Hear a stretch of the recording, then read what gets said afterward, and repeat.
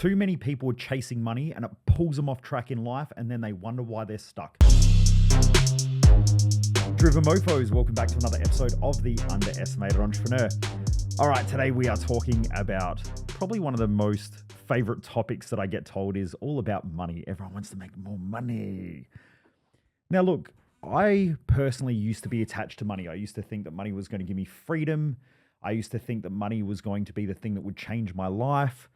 And then what happened was the more money that I made, the more I realized that I was chasing something that didn't really matter that much. I mean, it does, but it's a end outcome. It helps us to get somewhere, but then after that, it's not the thing that we're chasing. It probably sounds weird, but anyway, I'll get into it. So what I used to do was I thought that when I have more money, then I'll feel safe.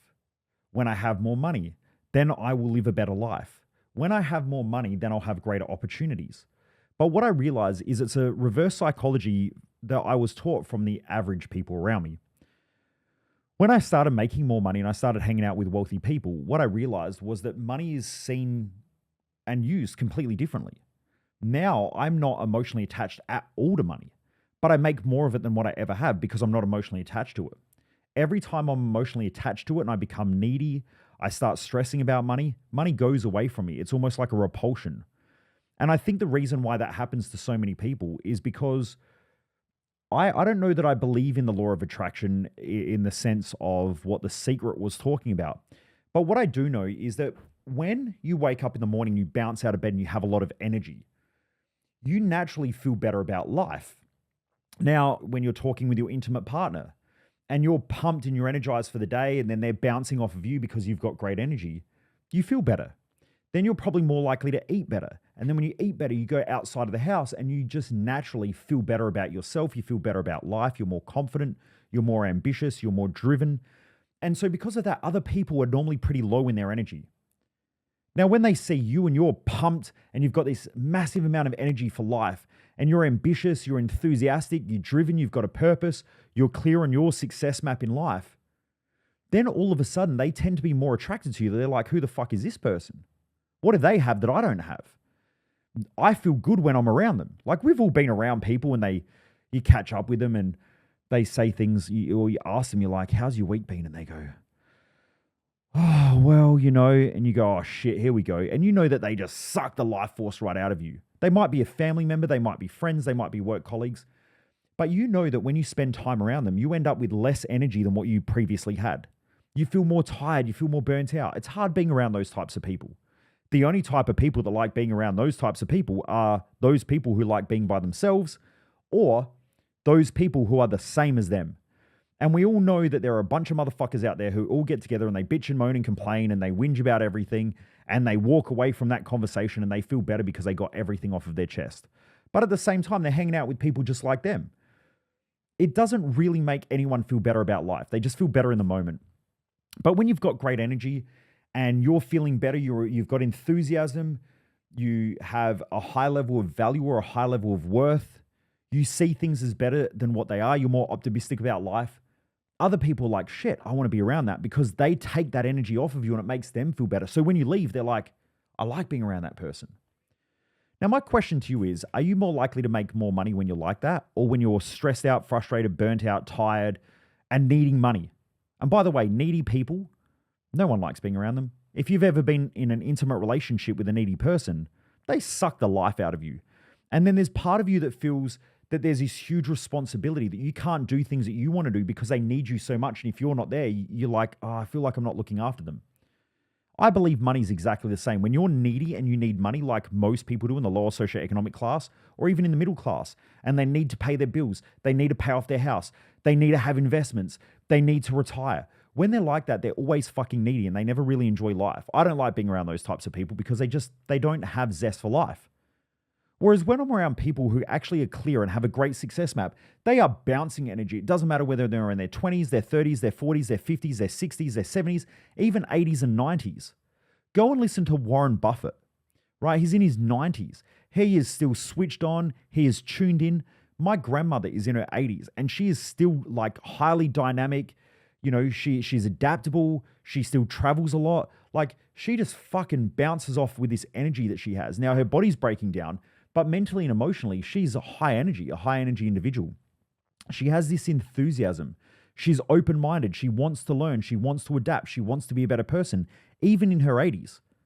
I meet people like dudes in their 30s and 40s, and they're like, oh man, everything's too hard. And you're like, why don't you change? Oh man, you can't teach an old dog new tricks. And I'm like, that old dog needs to be fucking put down.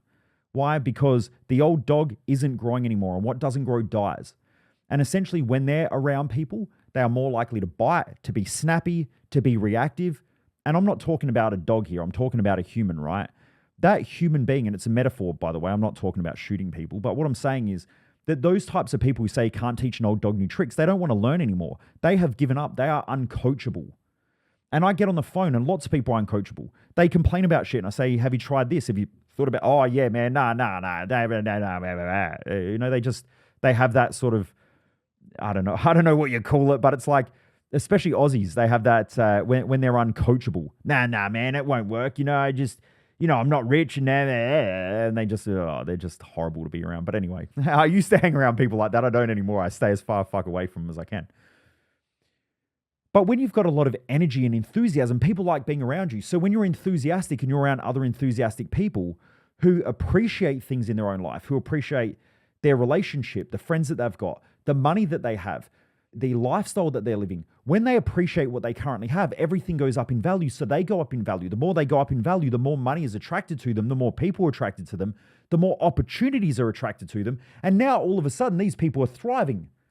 Whereas most people have a statement, which is if then I'll. It's one of the most dangerous statements you can say. If then I'll.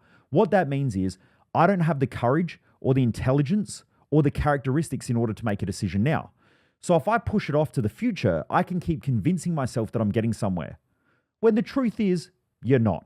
You're not getting anywhere. Like if I say I'll start my diet tomorrow. Well, my diet hasn't started. I'm still fat. And then tomorrow comes along and I go, oh, I'll start tomorrow.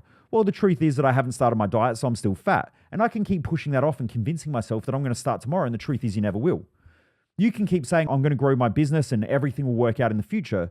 Well, if you don't make a change, if you don't develop the characteristics that makes you a better person, a better leader, a better manager, that you're more committed, you're more focused, you're more reliable, you're more ambitious, you're more courageous, and you're developing those characteristics, then the truth is nothing is going to change because you haven't changed. And until you change, life doesn't change. So when you start to see a world around you that you already appreciate, now you might have an old shit car in the driveway and you go, you know what, I'm going to go clean it because I appreciate that I have a car. And having a car is better than having a push bike. And having a push bike is better than walking everywhere or catching a train. So I appreciate what I currently have. In your intimate relationship, you might look at your partner and go, oh, there's so many gaps, there's so many holes, they're not the type of person that, is my perfect ideal person. When you look at that, you're depreciating that person. When you look at it and you look at all the great things and you start to appreciate them, that person becomes an image of what you appreciate in them. And so they'll start doing more. They start adapting. Their behaviors start changing because you appreciate that individual and they become the best version that they can be. And then when you look in the mirror, instead of looking at yourself in the mirror and going, oh, look at the wrinkles that I've got. My hair looks gross. God, I feel like shit. God, I'm a fat fuck. When you say things like that to yourself consistently over and over and over again, all that happens is everything just gets worse and worse and worse and worse because you're depreciating. It goes down in value. If your property goes down in value, it depreciates. If share prices go down in value, they depreciate, they go down in value. If you depreciate yourself or anything around you, it goes down in value, it drops in value.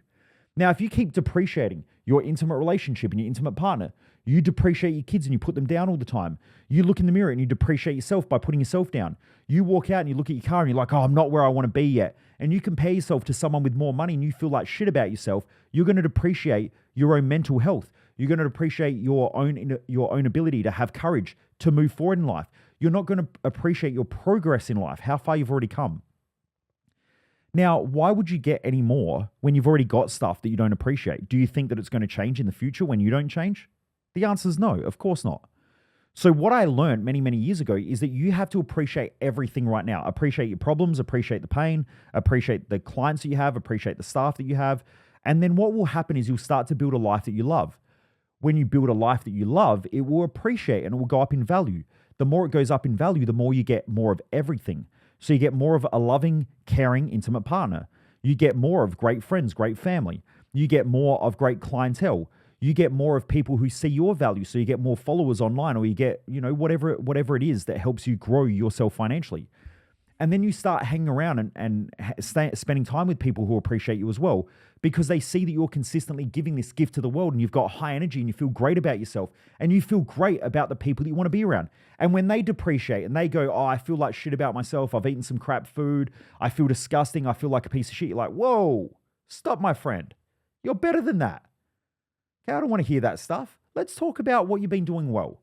And you start to lift them up. By the time you leave, they're like, I feel good about myself. Are they going to likely to want to spend more time with you, more energy with you, and potentially more money? Probably. So why not do more of that and see what happens? If you do that for 2 to 5 years, watch what happens to your life. It will change. The problem is everyone wants it yesterday. So they're like, oh yeah, but if I just grind now, I make more cash.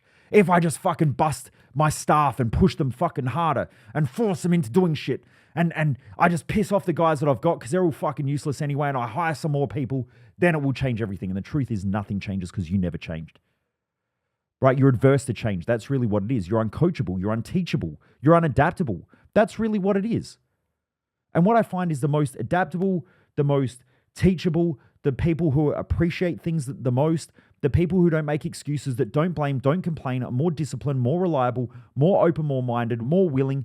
They're the people who win in life.